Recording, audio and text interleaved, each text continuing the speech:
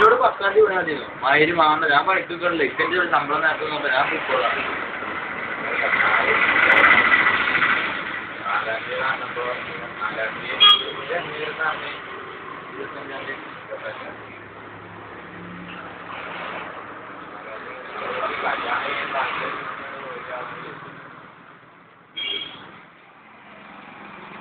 ആ കൊണ്ണെന്താ ഇപ്പൊ ഞാൻ കേൾക്കാൻ വേണ്ടിട്ടാ പറയുന്നത്. അവര് ഞാനാവുമ്പോ ആദ്യം കുട്ടിലെ മൊബൈലിൽ കൊണ്ടേക്കാം.